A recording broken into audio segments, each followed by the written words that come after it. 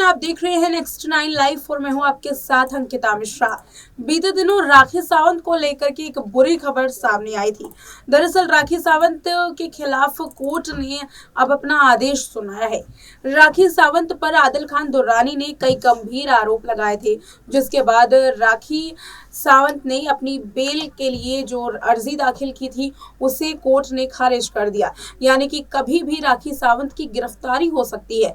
इस बीच में आदिल खान दुर्रानी की प्रेस कॉन्फ्रेंस भी सामने आई, जिसमें आदिल खान दुर्रानी का दावा है कि राखी सावंत दुबई भाग गई है।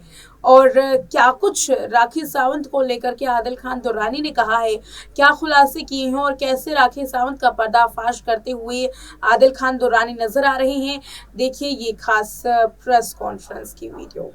ओके सर, सबसे पहले तो ये जानना चाहिए राखी काफी टाइम से एब्सकॉन्ड है और फाइनली बेल रिजेक्ट हो गई उसकी, क्या कहना चाहोगे आप तीनों? सबसे पहले तो मैं बहुत ज़्यादा खुश हूँ। Thanks to people, thanks to Falcon Legal, thanks Saif भाई, सब लोग की बहुत सारी मेहनत लगी इस चीज़ करने में, जो ना होने बिल्कुल नहीं होने वाली थी। बहुत सारे संविधान में ऐसी चीज़ें हैं जो एक झूठा केस बना के मुझे 3 घंटे में अरेस्ट करके 6 महीने की सज़ा जो करवाई थी, वो आज जाके 3 महीने लगे 67A का केस FIR रजिस्टर करवाने में अम्बोली पुलिस स्टेशन में। फाइनली उन लोगों ने इतने सारी क्वेरीज दी थी हम लोगों को कि इंस्टाग्राम के लिंक लाओ, चीज़ें ला के दो, हमने हर चीज़ का जवाब दिया उन लोगों को। फिर जाके FIR हुई। जैसे FIR हुई, राखी वाज अब्सकॉन्ड, दुबई जाके रहने लगी। अभी होगी उस चीज़ को लेके ऑलमोस्ट 2 मंथ्स। अब फाइनल उन्होंने सेशन कोर्ट में जाके अपील की। सेशन कोर्ट में हम लगातार फाइट करते रहे, डेट पे डेट जाती रही, हम लोग डटे रहे। तो आज वो दिन आया है when we are making an announcement, Rakhi की फाइनली बेल रिजेक्ट हो गई है।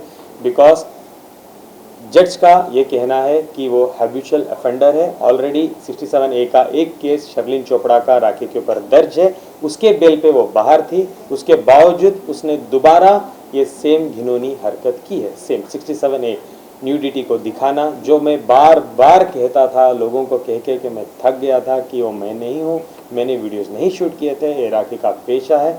आज मैं इस सबूत के साथ गर्व के साथ कह सकता हूँ ये मैंने नहीं किया था। Now she has to apply for a high court. ये होगा अभी प्रोसीजर। काशिफ खान ने अपनी दलील में ये भी मेंशन किया कि वो शूट किया गया था आपके ही मोबाइल से और आप ही की तरफ से। वही तो बोलने की वो कोशिश कर रहे थे जज को, लेकिन हमने पूरे हमारे प्रूफ दिए थे हमारे हाथ से उनको, उसी के बेसिस पे उन्होंने बेल रिजेक्ट की है। बेल एक दिन में रिजेक्ट नहीं की गई थी, उन्होंने भी कम से कम 4 डेट लिए, 4 डेट लिए। उन्होंने जांच की प्रॉपर। FIR लेने से पहले इंस्पेक्टर ने हर बारीकी से उसको देखा, उसके बाद जाके उन्होंने FIR दर्ज की। उसके बाद जज ने भी 4 डेट ली, 4 डेट के बाद उन्होंने बेल रिजेक्ट की। देर ही सही बट दुरुस्त फैसला आया। और आपकी फैमिली का क्या रिएक्शन था? आपकी मॉम काफी अपसेट रहती थी और टेंस रहती थी ये मामले को लेकर। देखिए, राखी के ऊपर सेवरल केसेस हमने किए हैं, सेवरल केसेस। ये तो एक, मैं कहूँगा अगर पूरे केसेस की बात करूँ तो बहुत छोटे केस में हमें जीत मिली है, अभी बहुत कुछ आना बाकी है। मैं सिंसियरली चाहता हूँ, जैसे मेरे दिल में है, एक बार वो जेल देखे कि जेल क्या होती है, जेल में वक्त बिताना क्या होता है।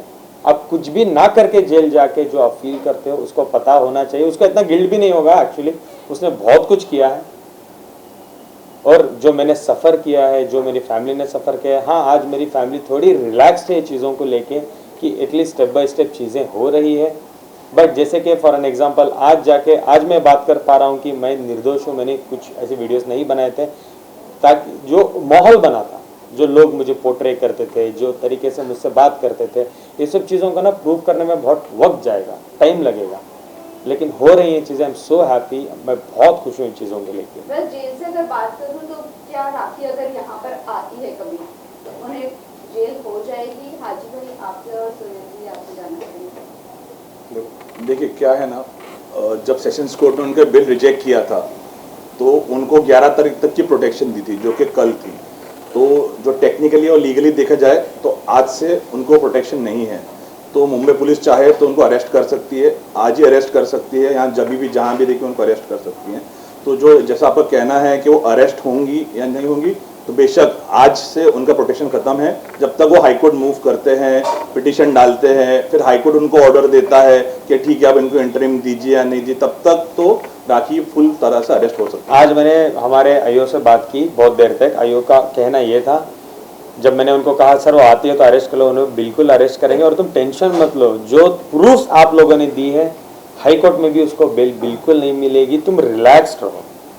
मैंने कहा सर हाई कोर्ट में तो बेल मिल जाएगी, मिलेगी नहीं, क्योंकि तुमने इतना कुछ हमें दे दिया है, क्रेडेंशियल्स जो तुमने हम लोगों को सबमिट किया है। अभी वापस हम लोगों को हाई कोर्ट डिमांड करेगी तो हम लोग जाके देंगे। और भी 2-4 चीज़ें हैं, 2-3 लोगों का स्टेटमेंट होना बाकी था, वो भी हो जाएंगे ये हफ्ते में। तो सब कुछ लेके जाके जब वो देंगे तो उन्होंने कहा तुम टेंशन मत लो, तुम बेफिक्र रहो, और दूसरे जो आप केसेस आपने लगाए हैं उनके विटनेसेस लाओ और वो भी एफआईआर पूरे के पूरे मेक श्योर करो कि हो जाए।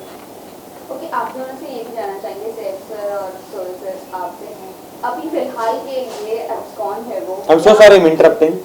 सबसे पहले मैं एक और बात भी कहना चाहूँगा, राखी से मेरी शादी इनवैलिड है, मेरी शादी नहीं है वो, क्योंकि वो ऑलरेडी शादीशुदा थी।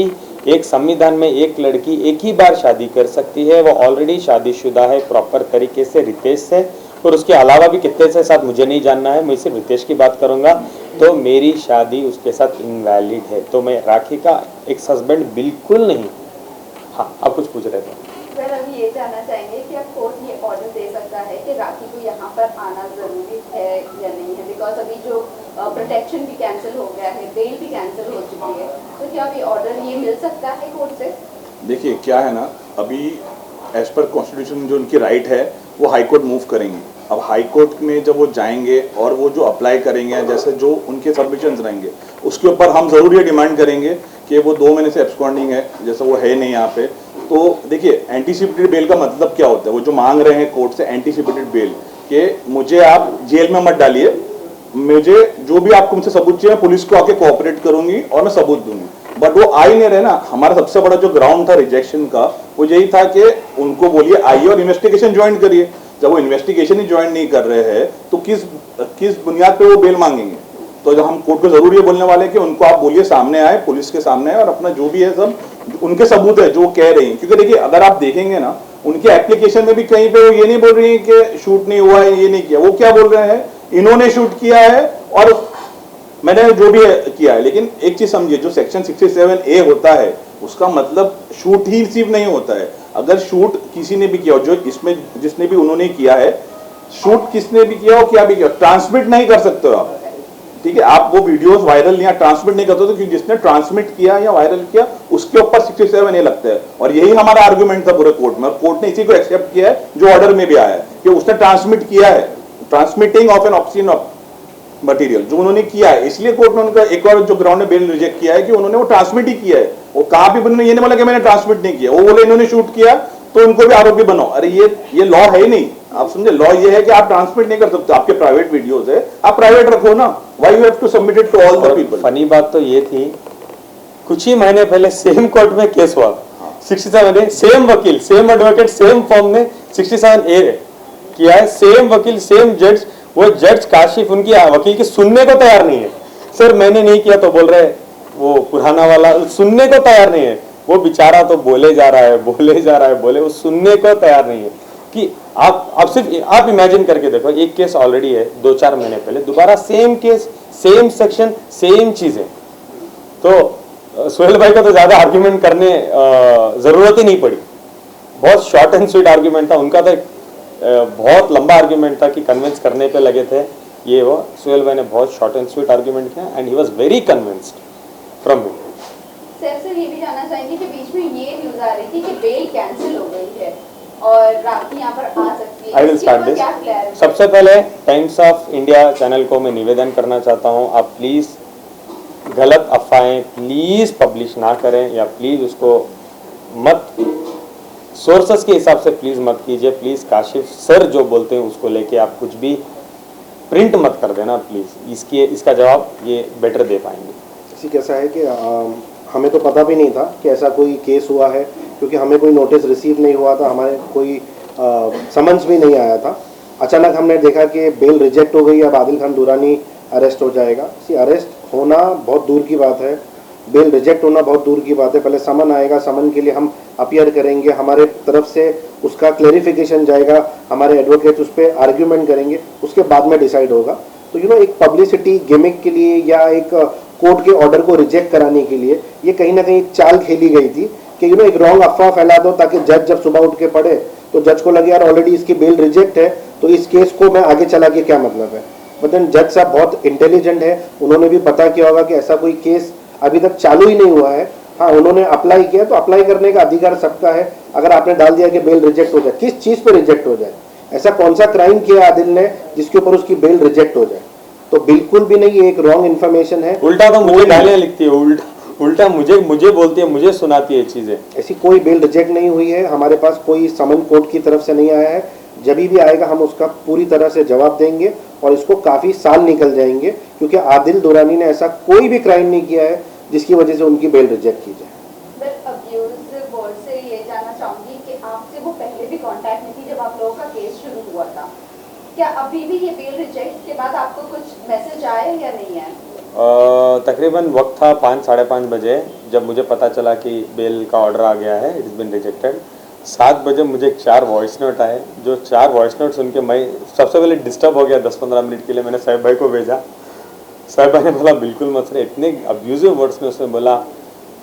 ये वो मुझे पता था, जाहिर सी बात है, जब आज it's a pay back time for Rakhi has to pay back in a lot more veg.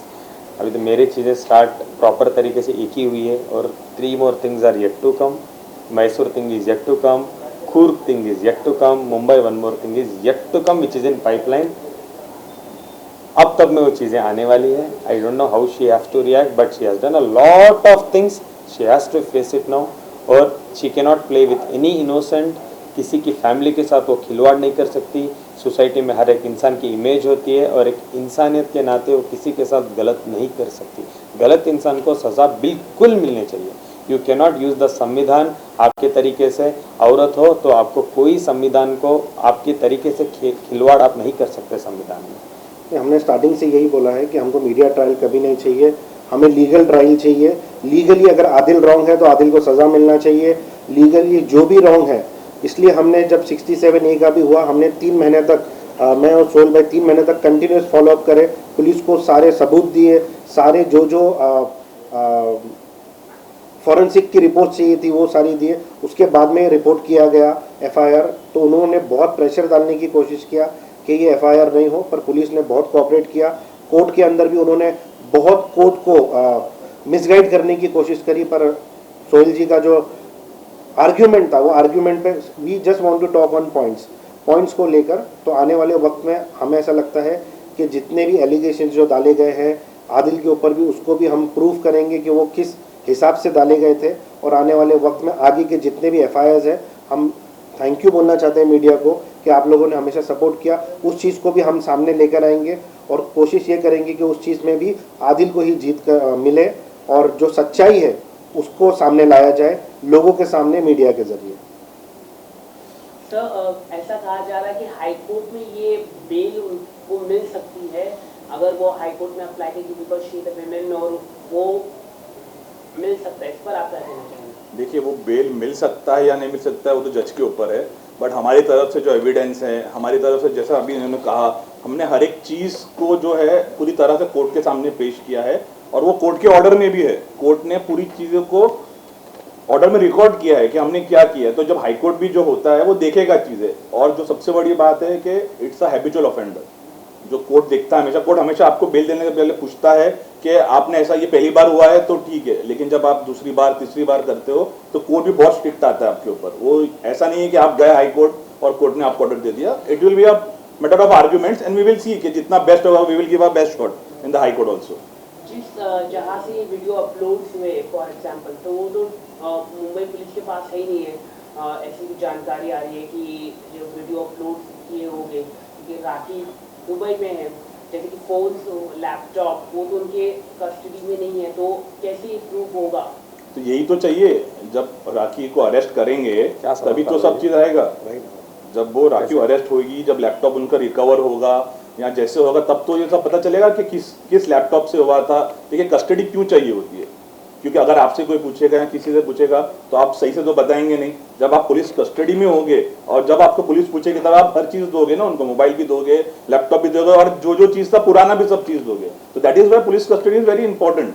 ये हमारा आर्ग्यूमेंट है। और हमारा पुलिस से एक स्पेशल रिक्वेस्ट था कि उनका फ़ोन और उनका लैपटॉप लेकर इन चीज़ों को डिलीट किया जाए, क्योंकि उन्होंने एक जगह पर नहीं 8 जगह पर उन्होंने इस चीज़ को व्हाट्सएप ग्रुप पे, इंस्टाग्राम पे फेक अकाउंट्स बनाकर एक अवार्ड शो की ऑर्गेनाइज़र को, उसके बाद में मीडिया ग्रुप बनाकर भी उसमें डाला। तो करीबन 7 से 8 जगहों पर उन्होंने इस चीज़ों को यूज़ किया गया। तो हमारा पुलिस से एक स्पेशल रिक्वेस्ट था और अभी भी है कि उनके मोबाइल को और लैपटॉप को लेकर पहले ये चीज़ों को डिलीट किया जाए ताकि फ्यूचर में ये मिसयूज़ ना हो। इसीलिए उन्होंने राखी को समन्स भी इशू किया था, जिसके लिए राखी आई नहीं और वो 2 महीने से दुबई में बैठी है। तो हमारा ये है, इसी चीज़ को लेकर भी कोर्ट ने कि अभी तक उन्होंने सबमिट नहीं किया है, इसी बेसिस पर भी एक वन ऑफ द पॉइंट जो उनका बेल रिजेक्ट हुआ है। ऑल्सो ये भी जानना चाहेंगे, मैसूर से एक लेडी थी जो उनके साथ बहुत ज़्यादा नजर आ रही थी और उन्होंने भी बहुत आपके साथ आपको बुरा भला कहा था उस वक्त। क्या उनके ऊपर भी कुछ एक्शन लिया गया है? वो पता नहीं, वो यहाँ है वो भी दुबई में है राखी के साथ, मुझे कोई उसकी नॉलेज नहीं है। I have no idea. वो उनके अगेंस्ट आपने कुछ फाइल किया था, कंप्लेंट? डेफेमेशन किया था, शाहबाज और उनके ऊपर डेफेमेशन किया था, बट डेफेमेशन केस थोड़ा लगने में थोड़ा वक्त लगता है। वी आर बिहाइंड इट, इंशाल्लाह जब होगा तो बताएंगे। नहीं, उनके साथ में जो शाहबाज थे वो भी एफआईआर के अंदर वो भी आरोपी है, तो शाहबाज के ऊपर भी एफआईआर है।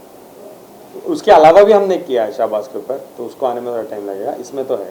तो ये राखी का जो बेल रिजेक्ट हुआ है, तो जैसे कि आपने बताया शाहबाज भी है, तो क्या मुंबई पुलिस ने उनको समन दे के बुलाया है रिकॉर्ड करने के लिए स्टेटमेंट? जितने भी लोग केस से रिलेटेड है, जितने भी विटनेस हैं, जितने भी लोगों के साथ में ये इंसिडेंट हुआ है, इंक्लूडिंग मीडिया पीपल जो ग्रुप के अंदर भी थे, सबको समन्स इशू हुआ है पुलिस की तरफ से कि अगर ये चीज़ें आई है तो वो चीज़ें सामने आना चाहिए, क्योंकि वो खाली एक पिक्चर्स नहीं है, वो एक वीडियोस है, और एक ऐसे वीडियोस मीडिया वाले भी आए जो हम मीडिया की बहुत रिस्पेक्ट करते हैं। तो मीडिया को एक अच्छा जरिया होना चाहिए लोगों तक पॉजिटिव चीज़ें पहुंचाना, ना कि ये सब चीज़ें पहुंचाकर मीडिया को फ्रेम करके जानबूझ के मीडिया को उस चीज़ में इन्वॉल्व करने की कोशिश की जा रही है। और सबसे पहले मैं थैंक यू कहना चाहूँगा जितने भी मीडिया वालों ने भी कॉर्पोरेट करके आके स्टेटमेंट दिए, thank you so much guys.